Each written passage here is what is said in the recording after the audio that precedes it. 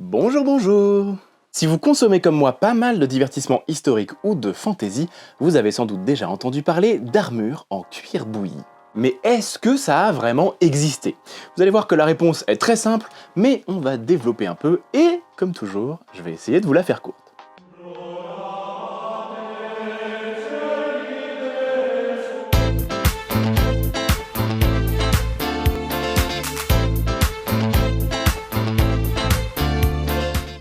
Mais avant de poursuivre, on va parler un peu de notre partenaire du jour, que vous connaissez déjà parce que c'est un récurrent ici, c'est l'outil de cybersécurité Inconi. Inconi vous permet de protéger vos données personnelles sur internet, parce que bien souvent, on utilise des données perso pour à peu près tout et n'importe quoi, entre les infos démographiques basiques et les infos financières ou médicales qui sont évidemment bien plus sensibles. Et ces données, elles sont souvent très mal protégées, et régulièrement elles sont récupérées et vendues au plus offrant, et c'est vous après qui devez gérer les spams et les appels de démarchage foireux toute la journée, et personne n'aime ça. Personne n'a envie de ça, vraiment. Inconi vous aide à résoudre ce problème en faisant de la surveillance de bases de données d'informations personnelles pour supprimer les vôtres. Et comme la réglementation européenne est carré sur le sujet, eh bien ils peuvent facilement s'appuyer sur la loi pour protéger vos infos et éviter qu'elles ne soient revendues. Parce que ces infos peuvent ensuite servir à nous voler de l'argent avec des usurpations d'identité et des commandes abusives, des faux appels de services après-vente, et parfois ils peuvent même se faire passer pour votre conseiller bancaire, pour des livreurs ou je ne sais quoi. J'ai vu beaucoup de cas de figure, et vous-même je suis sûr que vous avez déjà eu des expériences bizarres avec ça. Bref, énormément de business criminels aujourd'hui reposent sur l'achat et la vente de ce genre de données. Du coup, pour éviter les mauvaises surprises, mieux vaut éviter de laisser traîner ces informations trop facilement. En plus de ça, Inconi peut vous permettre de surveiller plusieurs adresses mail et postales à la fois et empêche toute nouvelle utilisation frauduleuse de vos données. Bien entendu, vous avez un code promo Inconi, 60% de réduction sur l'abonnement annuel avec le lien en description ou avec le code Icarius. Je vous mets toutes les infos en description pour vous renseigner et profiter de mon offre. Comme toujours, si vous voulez m'aider, allez jeter un œil à ce que propose Inconi et puis laissez-vous tenter. Parfois, quand on reproduit des objets, on est obligé d'extrapoler sur des images et des descriptions, et parfois, l'archéologie nous offre des beaux cadeaux, puisque c'est un bon moyen d'avoir un objet réel sur lequel se baser pour les reproductions. Ici par exemple, un canon d'avant-bras retrouvé aux Pays-Bas, daté du XIVe siècle, et qui remonte gracieusement sur le coude, et qui serait en cuir bouilli. Mais bien entendu, si j'ai pris la peine de faire ce geste de guillemets un peu ridicule, vous vous doutez bien que ce n'est pas par hasard. Oui, parce que si on écoute internet ou si vous avez déjà joué à presque n'importe quel jeu vidéo dans un univers qui s'inspire du Moyen-Âge, le cuir bouilli à l'eau pour le faire durcir est un énorme classique des armures, mais la recette serait perdue dans les limbes de l'histoire, le mystère reste entier, talali talala. Oh merde! Oh, c'est con ça! Et en fait, il est fort probable que notre ami le cuir bouilli soit encore, et oui, vous l'avez deviné, une idée reçue. Bon, notez qu'en règle générale, quand quelqu'un vous dit qu'une recette s'est perdue dans les limbes de l'histoire et que le mystère reste entier machin, ça doit déclencher une petite alerte dans votre esprit parce que c'est rarement sérieux, c'est rarement vrai. Souvenez-vous, on en avait déjà parlé pour le feu grégeois où, soi-disant, la recette s'est perdue, alors qu'en fait, c'est juste une légende soigneusement entretenue.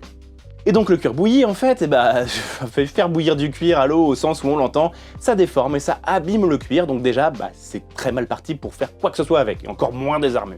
Et quand je vous dis que ça déforme et que ça abîme le cuir, c'est pas une image, ça le rend complètement inutilisable. Mais je vois bien que vous me croyez pas, du coup, je vais vous montrer, on va prendre une casserole, on va faire bouillir de l'eau, tremper des morceaux de cuir dedans, et vous allez voir qu'après, tout va vous paraître plus clair. Salut l'équipe, aujourd'hui on se retrouve dans ma cuisine pour une nouvelle recette incroyable. On va parler de cuir bouilli, ça va être super intéressant, et si vous avez besoin, je vous mets la recette en description. Il vous faut de l'eau bouillante et du cuir. Et pour ça, regardez, j'ai du cuir, j'en ai pris 3 différents. Ici un peu plus blanc, ici un peu plus marron, ici un peu grainé. Regardez, il est superbe, un peu épais pour que ça puisse faire comme des armures. Et puis voilà, on va faire bouillir tout ça et on va constater ensemble ce qu'il se produit. Première étape, il vous faut une casserole, bien entendu. Et voilà, regardez, j'ai mis ma casserole sur le feu. Elle va maintenant chauffer et ça va aller très vite. Non, c'est faux. Du coup, un documentaire sur la langouste. Contrairement à une idée largement répandue, la langouste se nourrit exclusivement de fruits de mer. Ce qui ne l'empêche pas de rester très humaine.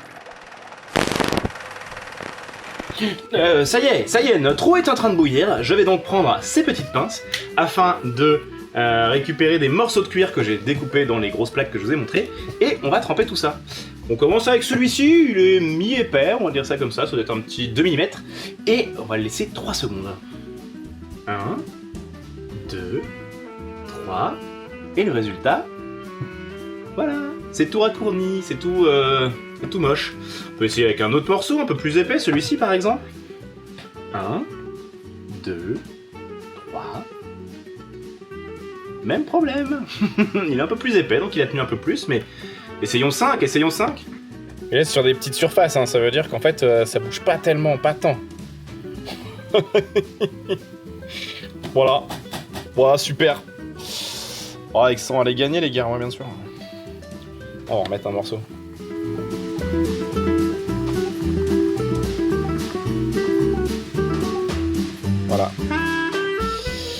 Voilà. Il n'y a pas de... Bon. Ça ne fonctionne pas très bien. Voilà, peut-être pas besoin de vous faire un dessin, hein, voilà, impossible de faire quoi que ce soit avec ça, hein, que ce soit une armure ou n'importe quoi d'autre.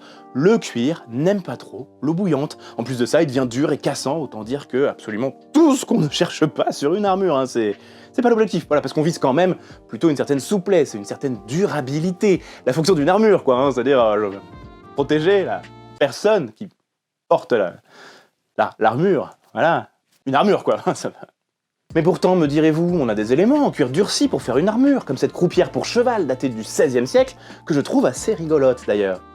Mais donc ça veut bien dire qu'il y a des solutions pour faire durcir le cuir sans le faire bouillir. Mais je vais pas vous les donner tout de suite.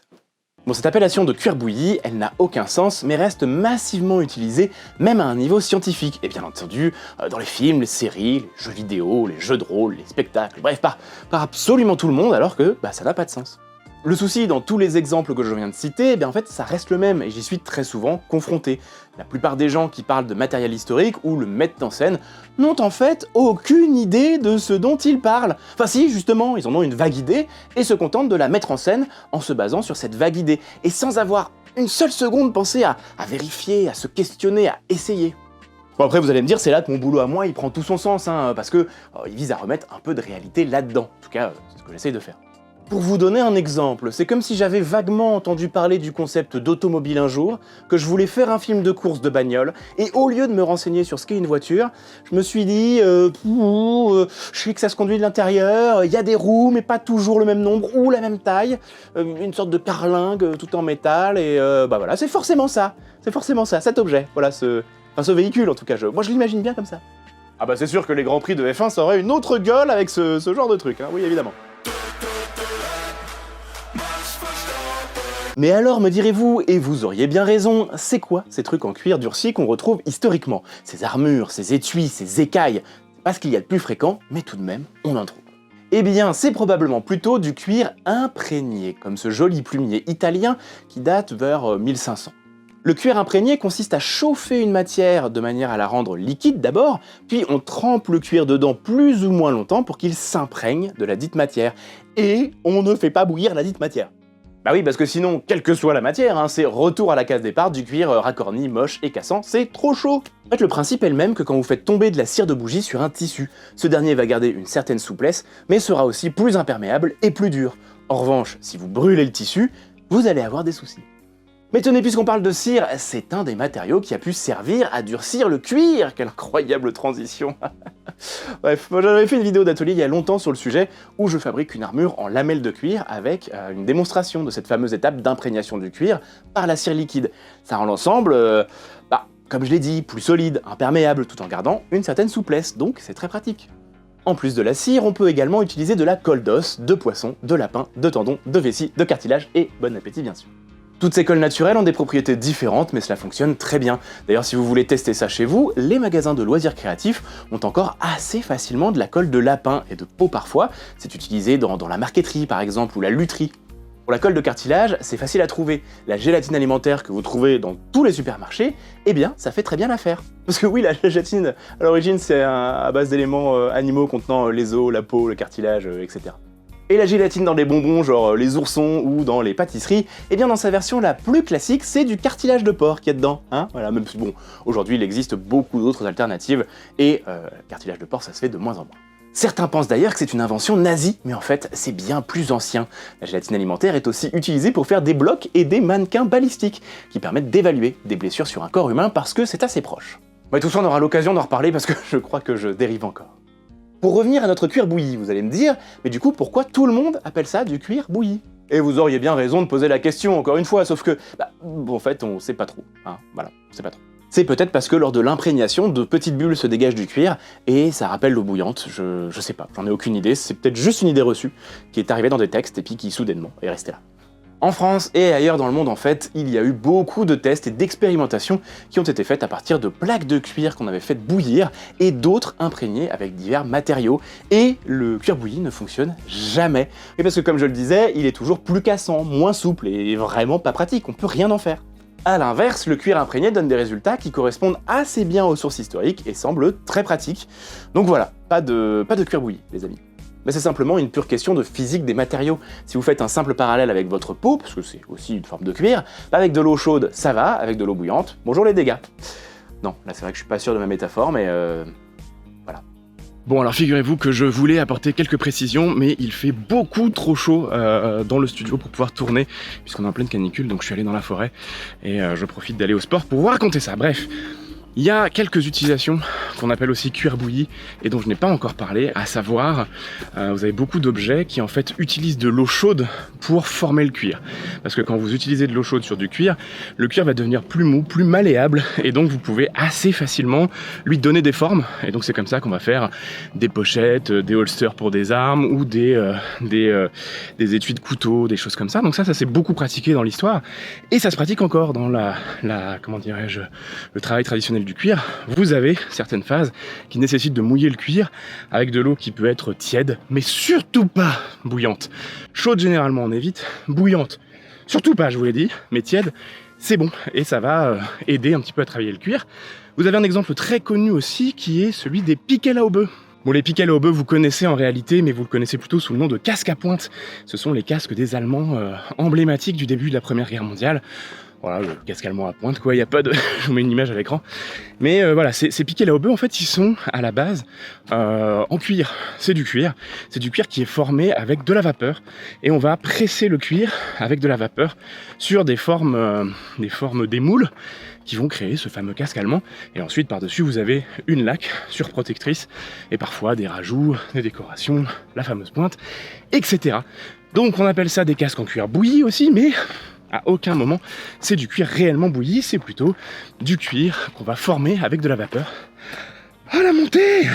Donc voilà, on appelle ça des casques en cuir bouilli généralement, et vous connaissez bien cette forme, mais c'est toujours pas du cuir bouilli. Voilà, c'est vraiment du cuir avec de la vapeur qu'on va former sur un moule, tout simplement.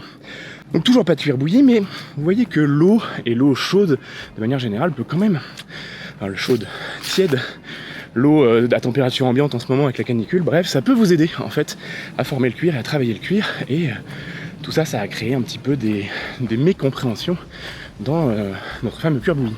Bon après dans le détail, il faudrait aussi qu'on s'attaque au concept même de l'armure de cuir, parce que ça a été assez peu utilisé par rapport à ce qu'on imagine, et ça ressemble rarement à ce qu'on imagine aussi, hein, voilà. Et ça, c'est encore la faute du siècle dont on ne doit pas prononcer le nom, mais on en reparlera.